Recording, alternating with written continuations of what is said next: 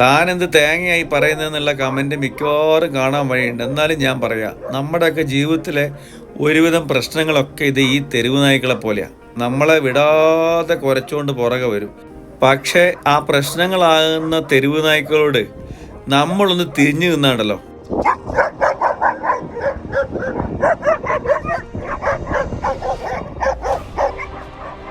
ഇതാ ഇതുപോലെ നമ്മളെ പിന്തുടരുന്ന പ്രശ്നങ്ങളെ നേരിടാൻ നമ്മളങ്ങ് തിരിഞ്ഞു നിന്നാണ്ടല്ലോ, ആ പ്രശ്നങ്ങളാകുന്ന തെരുവ് നായകൾ തീർച്ചയായിട്ടും നമ്മളിന്ന് ഓടിപ്പോവും, ഉറപ്പാണ്. ഉദാഹരണം പറയാൻ വേണ്ടി നമ്മൾ തെരുവ് നായ്ക്കളെന്ന് പറയുന്ന ഇവരെ തീരെ മോശപ്പെട്ടവരൊന്നുമല്ല.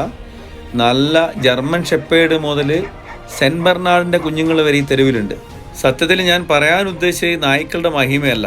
ഈ നായകൾ ഓരോ ഏരിയയിലും അവരുടെ ഓരോ ടെറിട്ടറി ഉണ്ടാക്കി വെച്ചിട്ടുണ്ട്. ആ സൈഡിൽ കൂടി നമ്മൾ വാഹനമായിട്ട് പോകുമ്പോൾ ഓരോ ഘട്ടത്തിലും ഓരോരുത്തർ ചാടി ഇറങ്ങും, പുറകെ കുറച്ചുകൊണ്ട് വരും. ഇതുപോലെ വാഹനത്തിന് പുറകെ തന്നെ ഓടി വരും.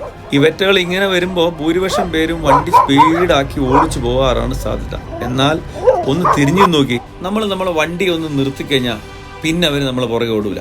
അതായത് അവർ തിരിഞ്ഞോടും, അവരവരുടെ സ്ഥലത്തേക്ക് തിരിഞ്ഞു പോകും. ഞാൻ പറഞ്ഞു വരുന്നത് വേറൊന്നുമല്ല, ഈ തെരുവ് നായ്ക്കളെ പോലെയാണ് പല പ്രശ്നങ്ങളും. നമ്മളൊന്ന് എതിരാൻ തീരുമാനിച്ചാണ്ടല്ലോ, ആ പ്രശ്നങ്ങളൊക്കെ നമ്മളെ വിട്ടും. ഒരുപാട് പ്രതിസന്ധികളുമായിട്ട് ഓരോരുത്തർ ഓരോ കഥകൾ പറയുമ്പോൾ എനിക്ക് അവരോട് പറയാൻ എത്രയേ ഉള്ളൂ. ജീവിതത്തിൽ വരുന്ന എന്ത് പ്രശ്നവും ശക്തമായിട്ട് അങ്ങ് എതിരിടാന്ന് വിചാരിച്ചാണ്ടല്ലോ, പരിഹാരം ഉണ്ടാവും, ഉറപ്പാണ്. ഇത് ഞാൻ നിങ്ങളിൽ ഒരാൾക്ക് വേണ്ടിയാണ് പറഞ്ഞത്. അത് നിങ്ങൾ തന്നെ വിലയിരുത്തുക.